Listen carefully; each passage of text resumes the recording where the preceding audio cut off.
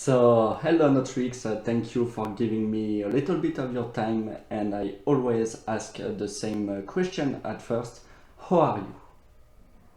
Hi, thank you for having me. I'm very excited to be doing this interview. I'm okay. I'm more or less fine. It's been a tough few weeks lately, but it's all good. Exciting new times. Yeah, perfect. Before talking about music, I think it's important to know you a little bit. So, you live in Turkey, but you were born and raised in Russia. Why are you in Turkey right now? I moved here 2 years ago as part of a series of very unpredictable and life-changing events. I was very actively protesting against the war, and as a result of a few of my actions, I got persecuted by the government. One of those actions that got me arrested was me just holding a banner saying peace, friendship, 8th of March on International Women's Day. That was my like last straw. I was like, okay, this is impossible. Would they even arrest me for that? And they did. It took me just 2 minutes to get arrested and detained.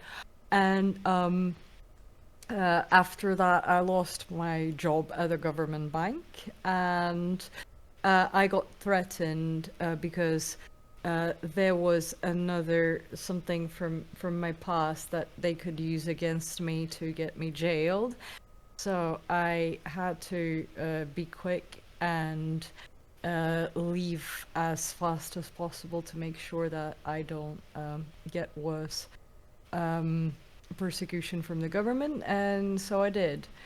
Uh, and yeah, I've been here for 2 years now. I've been still very active, like as a like protesting and being like in the opposition against the current regime. So it wouldn't be safe for me to go back. And yeah, so far so good. I'm developing outside of Russia pretty successfully. So that's how it is. So, you had to learn Turkish language as well? No. I speak 6 languages, but none of them is Oh, Turkish. And I don't know. It's been like all this time I was actually thinking I'm not here for too long. And at first it was a mixed um thing. I didn't understand why I'm here, and like, immigration is a very difficult process for a lot of people just adapting to the new situation. And I was hoping that I would be in another country at that time. But while I stayed here, I fell in love with the country, even though there is a chance that I'm actually not here for long. But I really love the people here and the culture, so it's been for my benefit for sure. I also signed with a label like Universal Music, a subsidiary sub label here in Turkey called Pharma. So that's been super um, lucky event for me, because I was here at the right time and they found me. So overall, it's been a very nice experience. But yeah, I haven't learned Turkish. That was a very long explanation of why I didn't learn Turkish, but it is what it is. it's true. Uh, so yeah, we were talking about the fact that you protest against the Russian government, and not so long ago we've learned the death of Alexei Navalny. Can you tell us who he was for Russia? Oh, you know, it's such an unbelievable thing. I can't imagine there were such people in history of other places, like Nelson Mandela for one. Like how many people were touched and moved by his death. It's the same for Russia. Like there were so many people who I could see, and like talking to them or seeing like how they um, express themselves. So many people were moved by his death. It was something inexplicable for many of us. Like, I can speak for myself.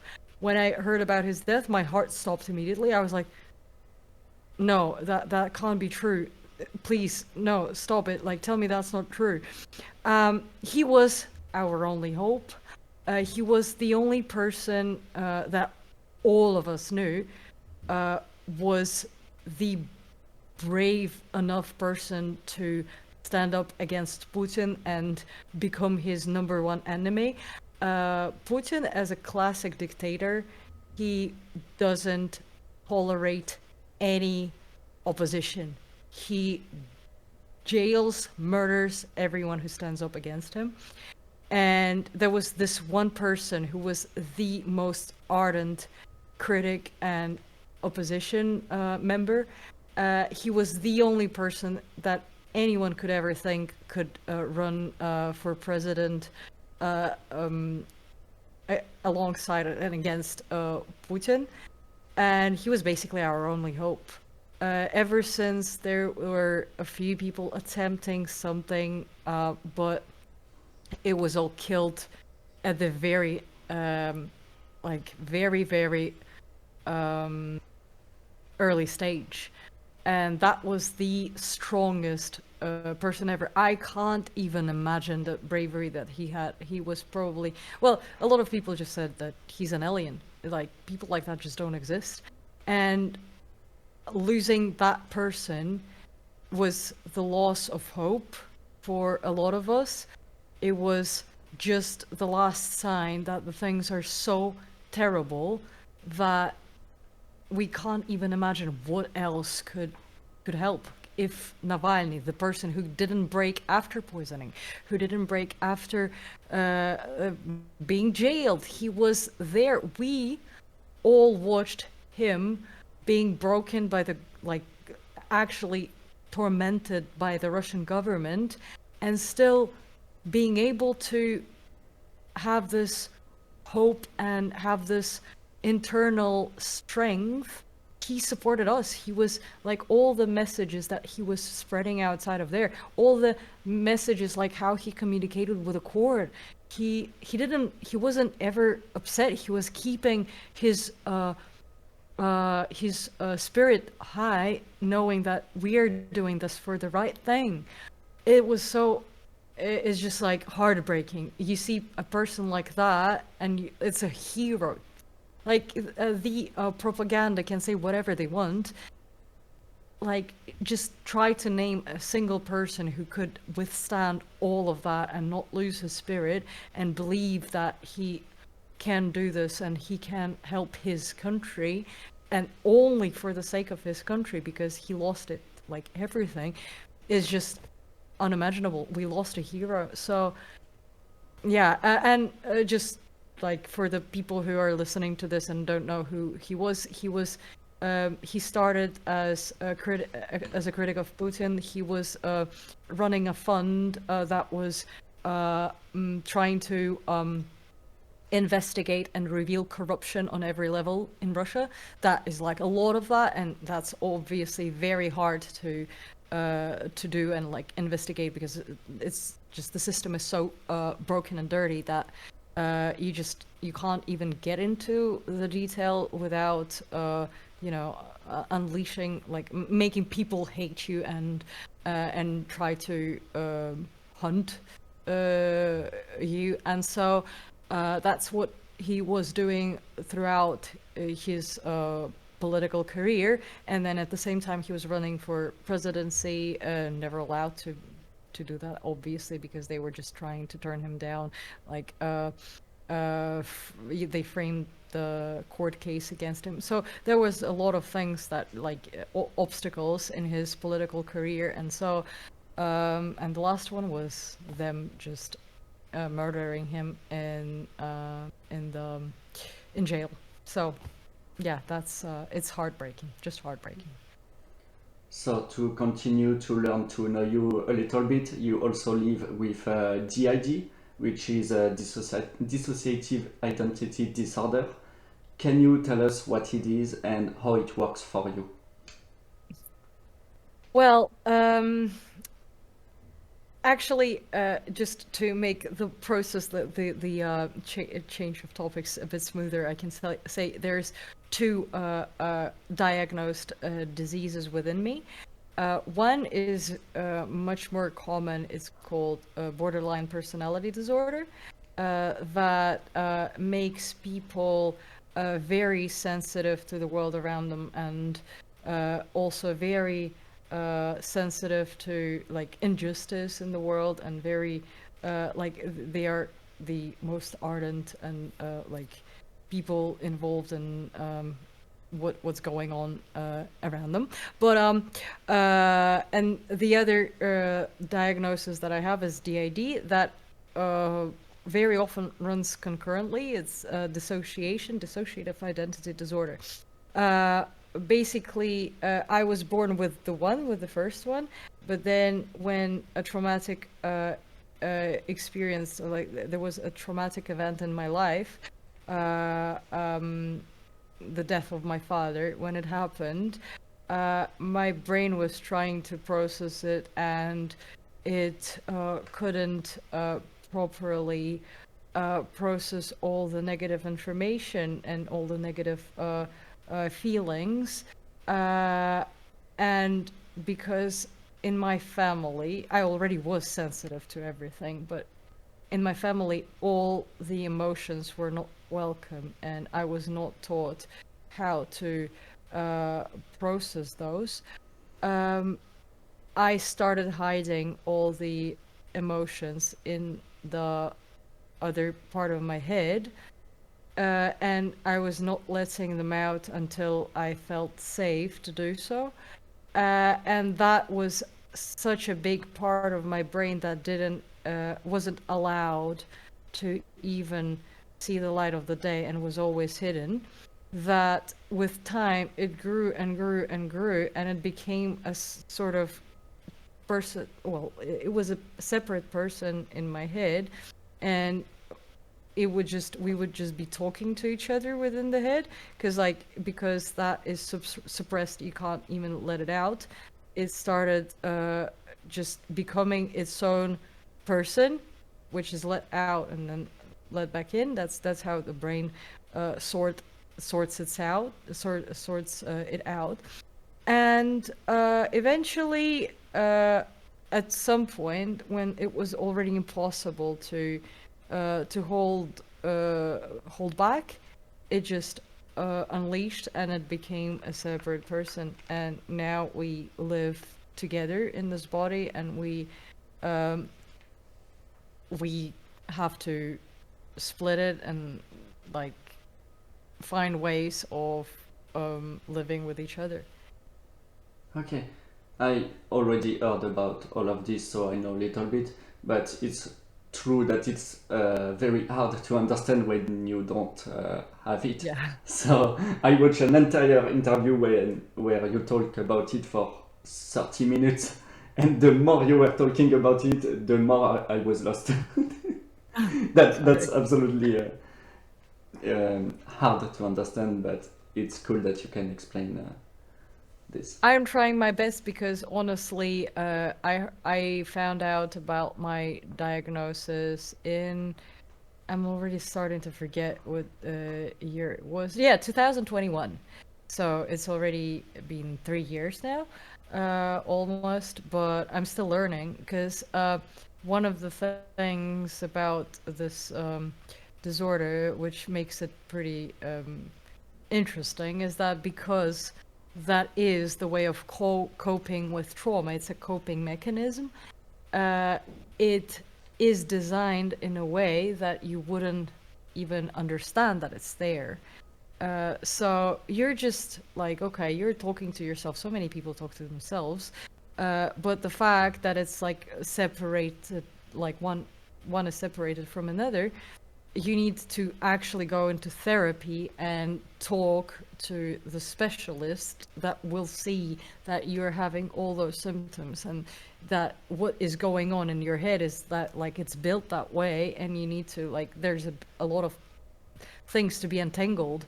And what I did is in 2021 I was trying to understand what is going on, because everything changed so dramatically, and I couldn't even explain what's going on. Like there was a lot of people involved in my in the change that was going on within me, and everyone was trying to like asking me for explanation, and I couldn't explain it to anyone.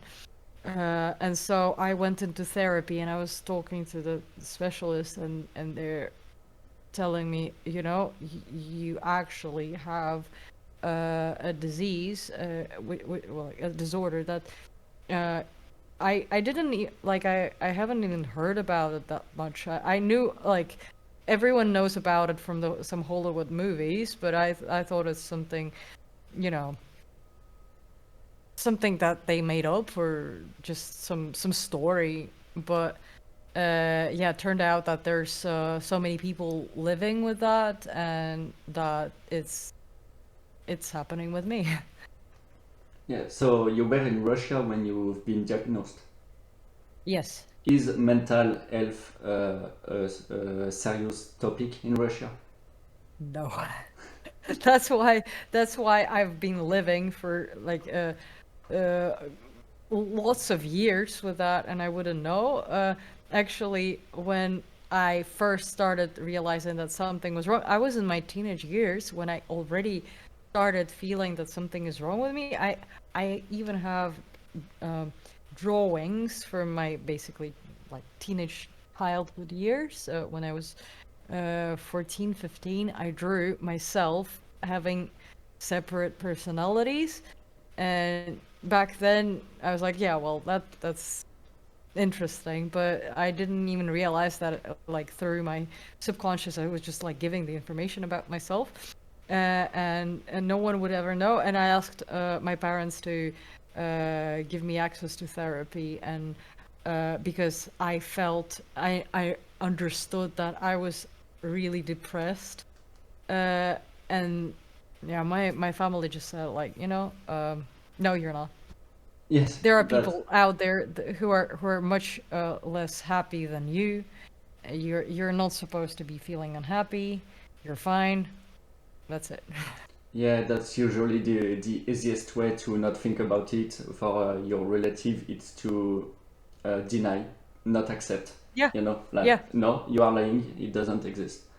Yeah, yeah, I feel like our generation. I think we are more or less the same age, and I think that our generation starts to think and to be more open to mental health.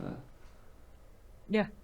And Mm. that is very good, and that is very helpful. That actually gives me a lot of hope in humanity, because if we all start respecting each other's boundaries, and actually listen to each other, that will definitely make the world a better place. I hope that we can live to see it. Yeah, so we talked enough about all these positive things. Let's now talk about music. So first of all, I want to congratulate you because you told me that you've been signed with Universal Music Group under Pharma label. So congratulations. What will it change for you? Well, exposure. Basically, luckily, because they're an underground genre sub-label, they are very, very favorable of my creative undertakings. So far, everything that that I've shown them, they liked. So I didn't feel confined to anything, because you know, one of the things that everyone cares about, like when signing to a label, if they will have more, like still have that freedom for creations, and that's been the case. So I'm really excited that I can still hold on to those creative decisions, but at the same time we will be working much more with them on distribution, on working with brands, and you know, lots of exciting things that comes with working with a global label. So hopefully there will be two music videos within the next 6 months, and there will be 5 songs that I'm signed for. So yeah, it's gonna be lots of new content, lots of new music, and hopefully you will love this. It's only the beginning, so let's see. Yeah. Since when are you a singer, producer, musician? You mean me working on my own? Yes, when did you discover music, singing? You... Oh, so well, basically, that's the interesting thing about dissociation is that when people ask me, okay, when did you start doing music, and I can't even explain that properly without like explaining how it works, because this very identity of mine has been making music forever, like as long as I live, because that's me who appeared with the trauma, and that's me who was coping with it, all the negative things that were kept within me, they were kept within my part of the brain, and I was the coping mechanism, and so the only outlet I had for all those emotions was music. Basically, also the same day that I appeared and like was born was the day when we were listening to music on repeat to cope with what was going on, and that's when I realized that that's what I would want to be doing, giving people music so that they can cope with their emotions. And I was into music all this time, but because my other self was taking control of this body for quite a long while, I was not allowed to be making music. And then one day, 4 years ago, everything changed dramatically, and I was the one controlling the body now. And that's when everyone was pretty swept away, because they never saw her making any music, whereas I, from day one, it just started pouring out of my head from like in every direction. Ever since then, I was just writing song after song after song after song, because I started as a lyricist. I started writing all those songs in my head, like words and melodies, but I didn't know what to do with them. So 2 days later, after I started doing this, I installed Ableton, the digital audio workstation, on my laptop, and I started discovering how it works. Then I went to college to learn music production, and ever since then I've just been producing myself and like all my songs. Now we've gotten to the point where I just do like even like I actually write full nu metal songs with guitarists joining in and featuring on my tracks that I mostly make myself. Like I write drums in my digital audio workstation. I try to program guitars and send the guitarist the like some clues of what I need from them.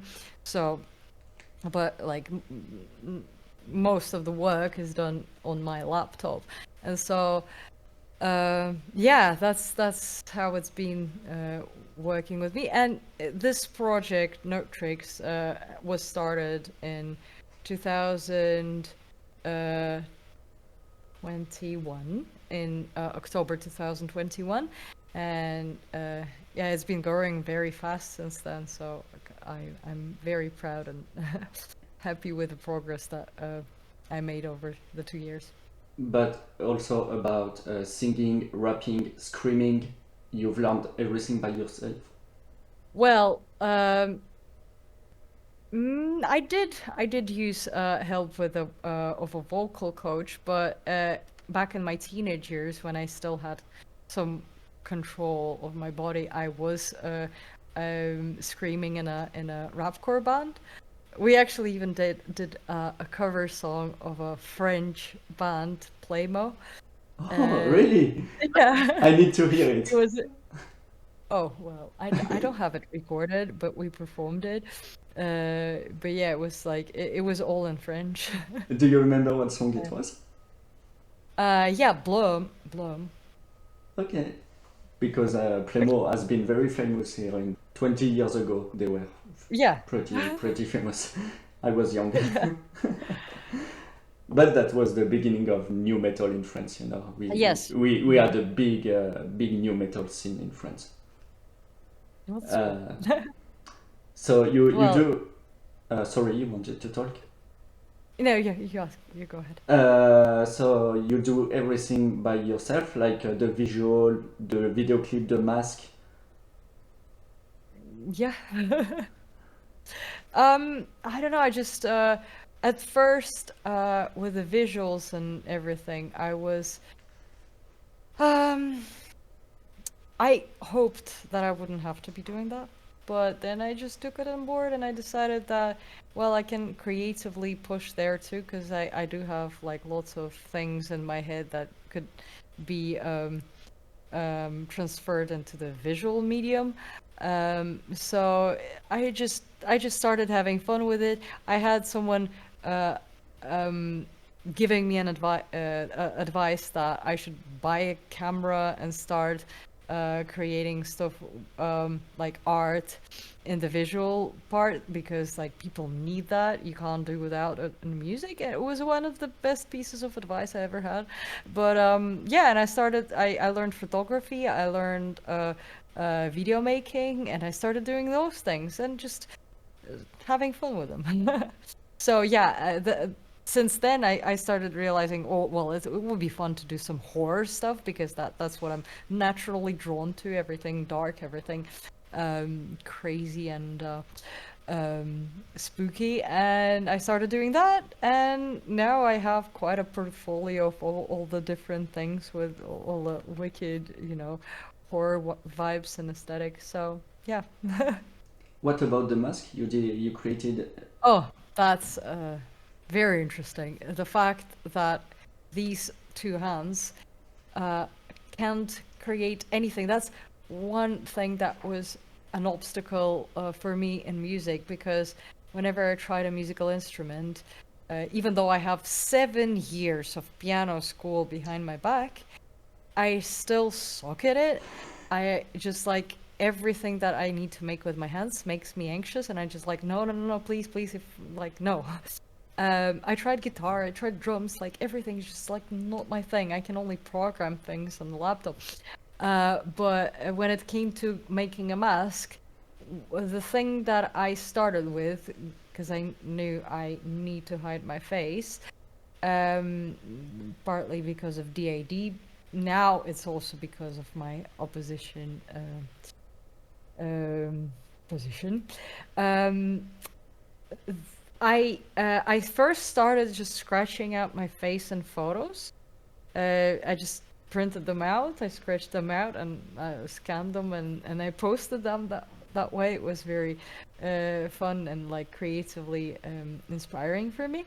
And then I thought, okay, but what do I do when I have to perform? That time is now. Like I perform quite a lot these days. And okay, so what do I do when I'm in public places?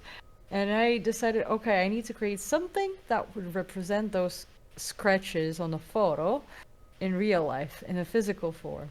And so there were a few different versions of the mask, but I just took wires and I just like did them back and forth. And like these two hands made something that actually looks cool.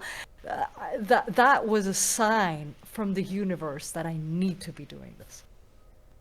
Yeah, but and also we don't see it right now, but you have a full look, so the clothes, the lenses, everything. Yeah. Well, I prefer to wear them for concerts. It's a bit of, I just, when I talk to people, I like to vet them to see me as much as possible, because like if I were wearing white lenses, you would be a bit feel like a bit disconnected. But I like really like wearing them at gigs, because altogether that makes such a convincing look. Like everyone sees me and they just stop breathing, stop talking. I love that effect. Like I walk on stage and it's silence immediately. That's so cool. So yeah, I try to perform only wearing those contacts and dress as much as convincing as I can. Yeah, but I think it's very important in metal music, you know, like Slipknot did it 25, 30 years ago with the masks and so, Yes. and mushroom head or bands like this, you know.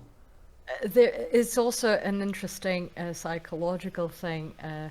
Um, I am in Turkey, where it's still a Muslim country, even though it's very, very advanced, and it's very like much more European than most of the Muslim countries in the world. But there still are some traditions, and there were situations where people would be like, okay, there are bands performing, and the event is headlined by a woman with only a guitarist, or maybe even none. How come? Like one woman on stage? What? So then I come in like with all my contacts, like that look, and like, sorry, but you seem to be confusing me with someone else. I'm not just a woman. I'm gonna fucking kick your asses here. So that's how it works. And luckily, for what I've seen, for the reactions I've seen, it works. Because my girls really managed to kick ass. Now I want to talk about the meaning behind some of your songs. So I have chosen some of my favorites. The first one is Tvar, which means creature, and it's the opening song for your album Rejected. It's a song in Russian language. What is this song about? That was I like this topic because like I said, my lyrics are everything. I can't, even if I try, I can't write a song without a meaning, like a lot of people do, and I kind of admire that because you can just write songs like that. For me, I always write about something that moves me, but that song is something really something that I might not be able to ever recreate or like surpass, because that was an actual act of my confession to myself. I There was one experience in my life that I wasn't proud of. It was connected to my dissociation a lot, and there was something that happened that I felt so bad and dirty about, and it's all because of how my brain is. And I didn't hurt anyone by that. I hurt only myself. But I felt so bad, and I was just crying. I was depressed. I just like it was just tearing me from within. And what I did, I just decided, yeah, I'm just gonna go ahead, write that down. That was my self-therapy. And that song is probably the most most personal thing that I could ever write, because it was exactly about how it felt at that moment, and I wrote it within one day. The lyrics, I didn't do anything. They just clicked like that. I wrote them within half an hour, just pouring myself out, and then another 4 hours, and I wrote the whole instrumental. That, of course, I had to take time then to rearrange that, fix it, like clean it up and stuff. But like the whole song, start to finish, was written within like 5 hours and recorded the same day. So yeah, it's something really. I mean, a lot of people who heard it and a lot of people who love my music, they still also say that that's something that is so unique, and you can hear everything in the song, like all the pain. Is it easier for you to write in Russian than in English? That's actually also the only song that is Russian from the start to the finish. I usually find it easier to write in English for two reasons. First, English is a bit shorter. The words are so much easier to rhyme and to combine in a rhythm than Russian, because Russian, like the words like can be anything, like they can be long and like short, and like it's just like so hard to navigate between them. But also is because from birth I've been listening mostly to music in English. It happened that way, and so everything, like all my dictionary for music, all the rhyming, all the rhythms are mostly in English. I don't have much experience in Russian, but somehow it's just like, I don't know, it just came from of nowhere, and it came to me in Russian, and it's just how it was. The second song I want to talk about is your newest song. It's Folkwar 2.0, which is a new version of a song called Folkwar. I think the title says everything, but maybe you can tell us more about this song. Well, also something that just came out of me, and I will be honest, I am a bit sometimes very I feel uneasy about promoting it, so I'm just getting it out there, but like not pushing it, because that's mine. That's my explanation of how I feel. I couldn't shut up about it. I couldn't hold it in me. I just wanted to scream about it. It's exactly how I feel about the war, because, well, it hurt not only me, it hurt so many people. It's so unjust, it's so unfair, it's so absurd, it's so stupid, and I couldn't have said it better than I did in the song. Is like it was summed up perfectly, and so whenever I talk about the war, I'm like, okay, this is the best way I could ever describe what's going on. But 2 years later, I realized that that's also one of my best songs, like sound-wise. It has so much raw aggression that because the war is still going on, because I still want to my point to be heard. I still want my my aggression towards what's going on right now to be heard.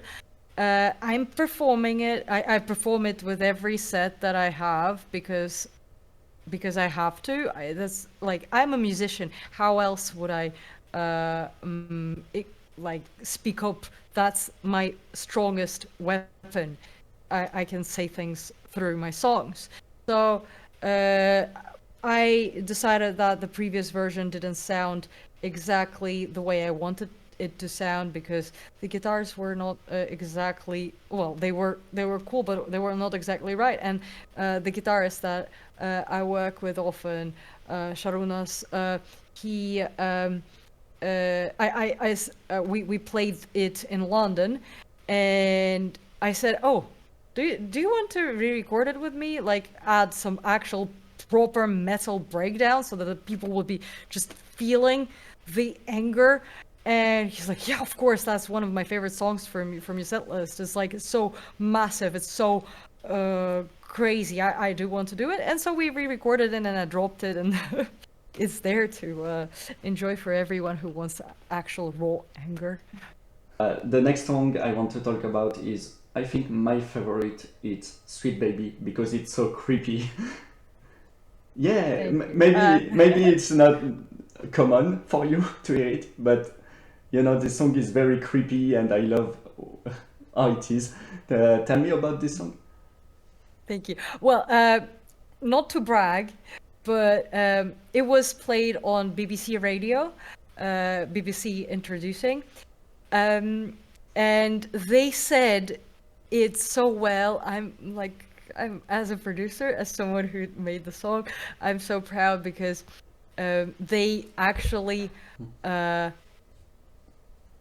described it the best way I could ever imagine describing. It's a horror story in an audio form, and it's like, oh my god, this is so beautiful. That's such a beautiful explanation. So basically, first of all, how it started. This is an actual traditional folk song made by the Black people in America, and it is actually, it's super disturbing because there are lots of things. It's called actually I don't even know what it's called in the original. It just slipped my mind right now. Go to sleep, you little baby, something like that, I think.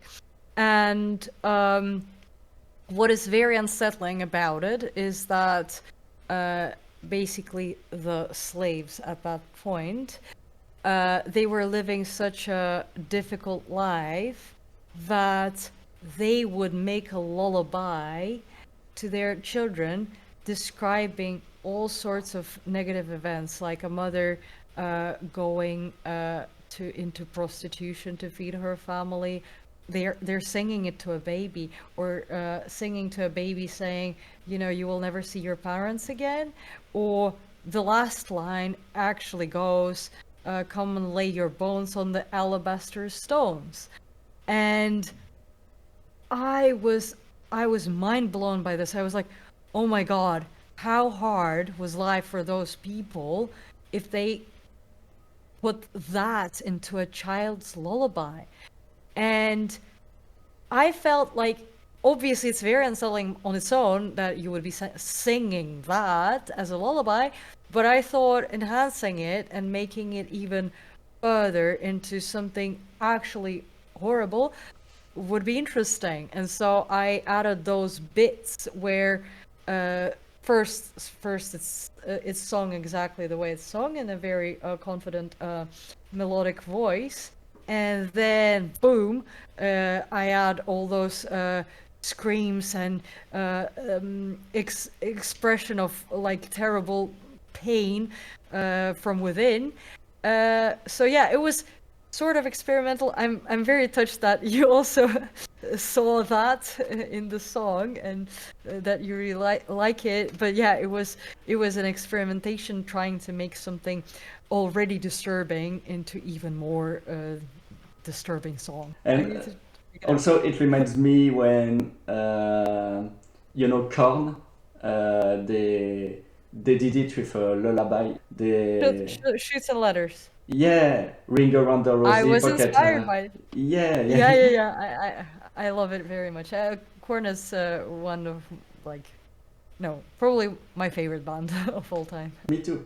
I know, of course. I They immediately noticed. they will come to my city next summer.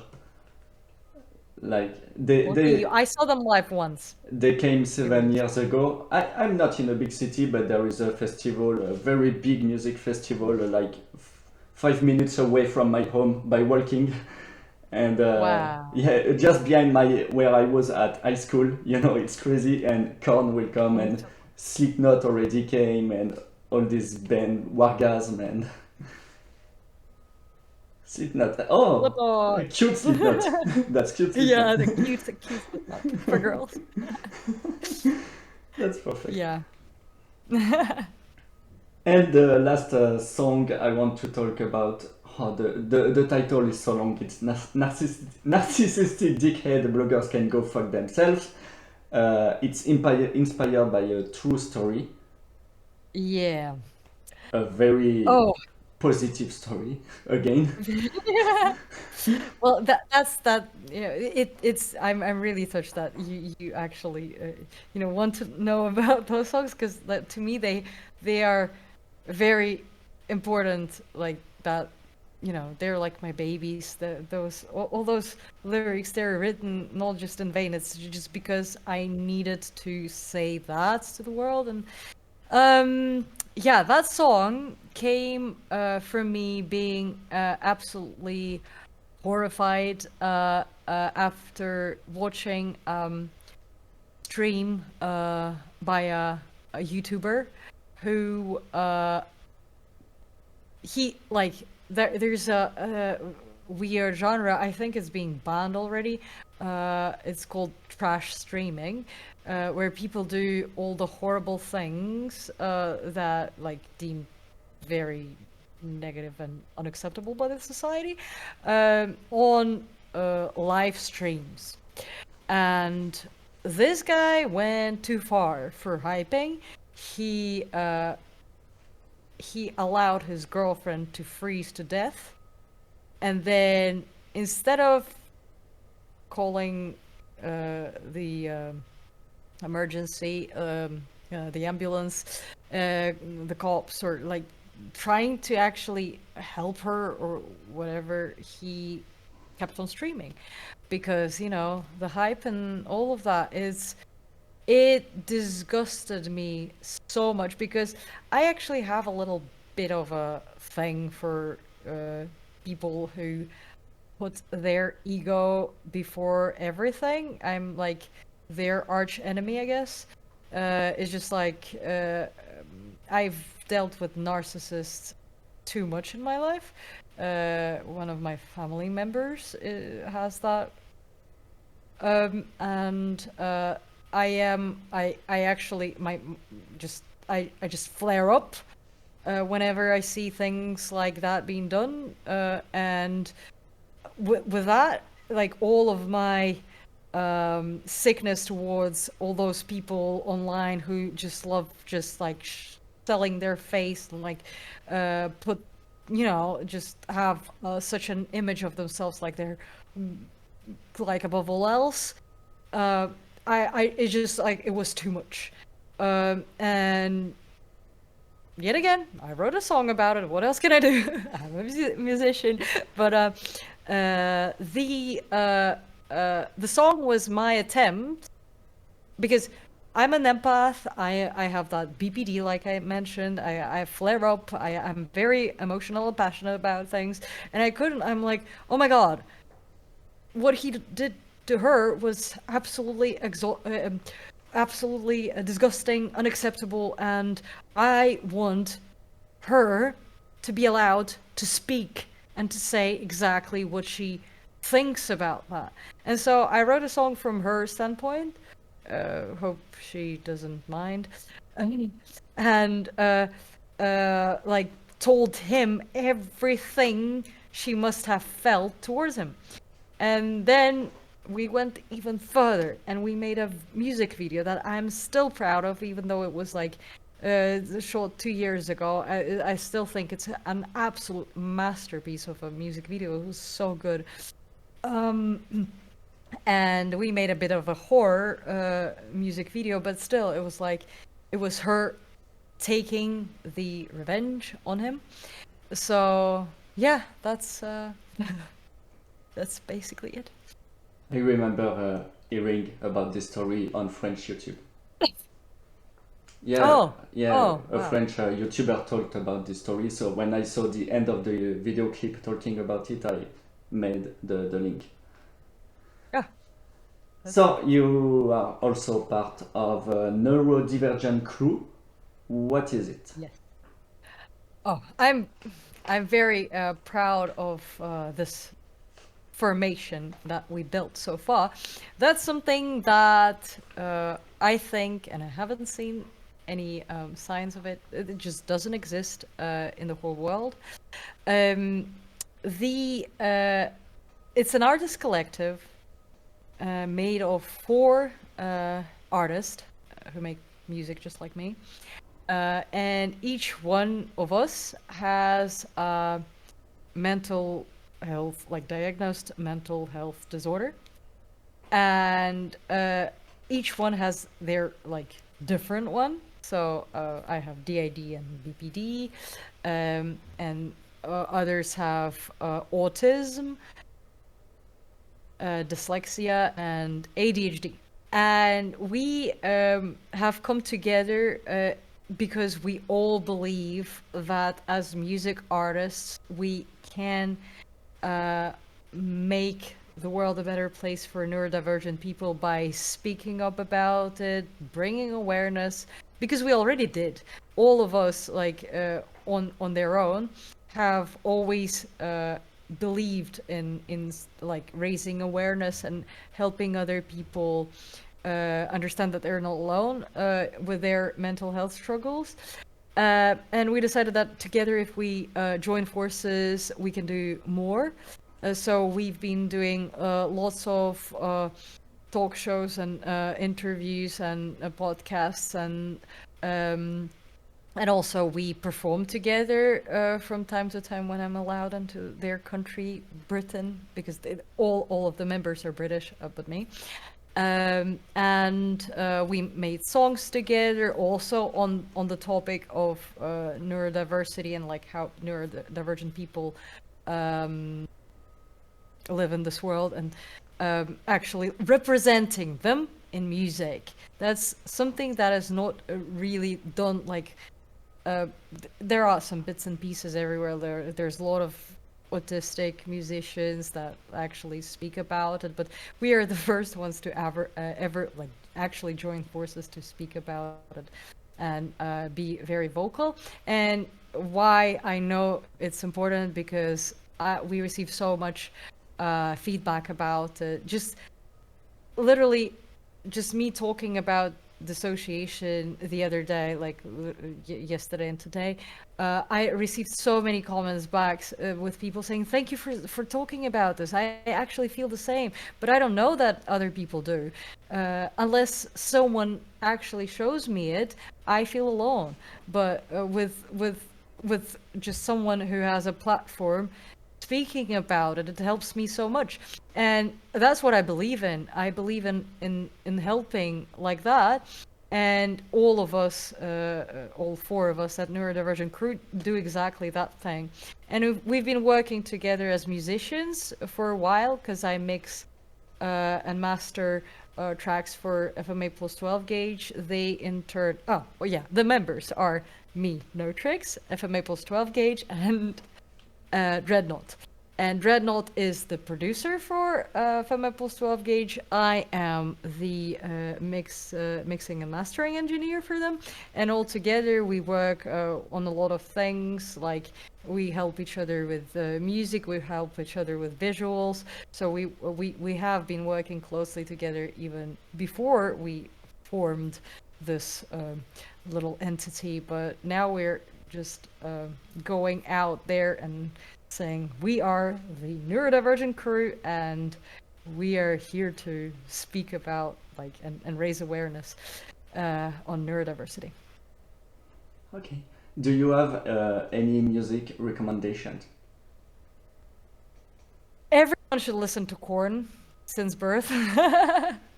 But do you mean in general, or something specific? You can like give bands. Oh, well, I am actually very old school in that case. I'm really like listening to all my favorite bands over and over again. I have a lot of I have an actual playlist with all the new music that I listen to, with scream rap, because I really love this genre. Well, I can say from really new music, one of my favorite producers that I look up to is Istasha, in the scream rap, dark trap genre that I kind of lean on to, because his production is really top notch, and I look up to him in production because it's like very clean and intricate and thought through and like experimental at points, and like that's something that I strive to do with my production just as well. Other than that, that's from the new ones, but like I don't know, I just I'm really into nu metal. That's something that makes me very, very happy. But that can go from I don't know, all the super well-known bands like Korn, Slipknot, and one of my favorites is OTAP, just because like that's a female band that actually is super impressive and like one of the very few that stands out. Or my favorite album of all times is something that is not very known. Factory 81, if you ever heard them. Never. Well, they were with Universal at one point in the 2000s, and then they split up. But the album Mankind that I discovered them through, I've been listening for like ever since I think I discovered them in 2003, and ever since then I've been listening to it over and over again. Like, it's my favorite album of all time, and I made a cover of one of the songs.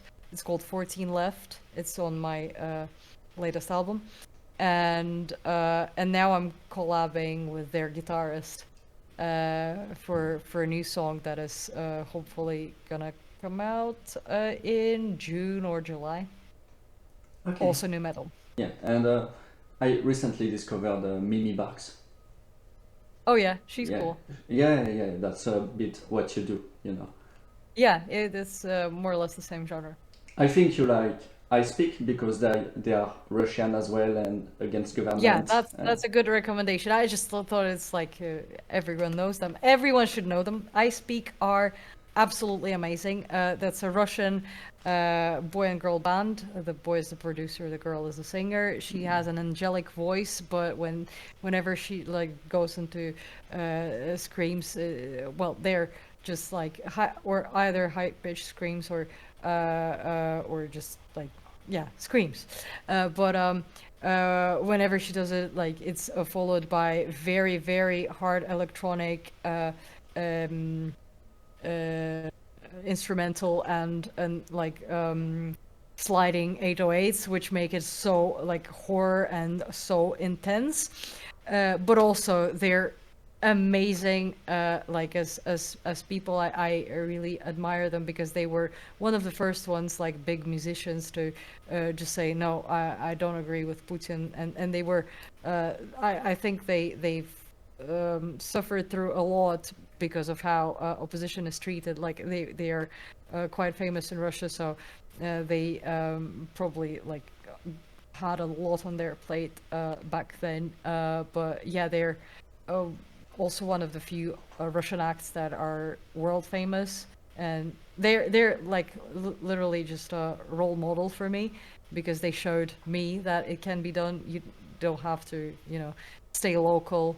As a Russian act, you can go global. So they're quite inspiring and and really really super high quality, interesting and like dark. Listen. Yeah, I prefer this because I mean the last band that has been famous, the last Russian band that was famous here was Tattoo. That's right. But I am not quite sure. I can't speak, but my suspicion is that I Speak has been inspired by Tattoo, and I was too. They've inspired a lot of people because even though they're pop, a lot of their music is super emotional and super, dark. Because I can't explain it. It's just like it's from all the pop music that I've listened to. I actually, like I said, I don't listen to music in Russian, and they were the only act that I actually listened to in Russian. So that says a lot. I Speak too, by the way. They have a lot of Russian songs that I love. But the vibes that they were given, the super pessimistic, emotional, negative vibes that they were given in a lot of their songs, that would drew me to them. So I was inspired by them quite a lot, and I can hear a lot of their legacy in I Speak too. So and that's why some people sometimes hear something in my songs and they're like, oh, that sounds a bit like I Speak. because we come from the same country, we have the same, things inspiring us in a way. But the only song that was famous was All the Things She Said, but in English version, by that. Yeah. I mean, Yeah. here. I mean here. Yeah. Yeah, I get it. Yeah. Eurovision song. No, it's not a Eurovision song. But yeah, I know that's the one that was the most famous. I wanted to ask you if you know something in French, but you told me before the interview that you can speak French and understand French a little bit. Yeah, I can. So as you can hear, I'm French, so sometimes my accent can be a little bit shit. So if you don't understand something, you can make me repeat, okay? You can say it in French and I will understand you. You speak French? Yeah, I haven't. Je n'ai pas parlé depuis très très longtemps, mais je veux entendre tout. Wow. I ja mogę сказать, я могу говорить по-русски, если ты хочешь. Oh, that's so cool. See, we're gonna figure it out. That's perfect. I'm gonna speak in Russian and you in French. Yeah, and then, oh no, your audience will understand half of it. Thank so you it's for good. giving me your time. Do you Thank have you very any last word or last message? I always say to everyone, that's something that, again, I'm using my platform for that, but I think everyone, all of us in this world, should try to stop hating, but instead try to understand each other, and we can make the world a much better place if we do. So I'm just gonna encourage everyone to, today, if you're listening to this, try to make someone's life easier by smiling to them and helping them, and it's a little thing that you can do, but contribute to making the world brighter. So that. Thank you, and maybe we will someday see you in France, maybe in my city at the festival, and I Yes, hope please. so. Yeah. I'd love that. Спасибо. Thank you. Have a good day. Bye. Merci.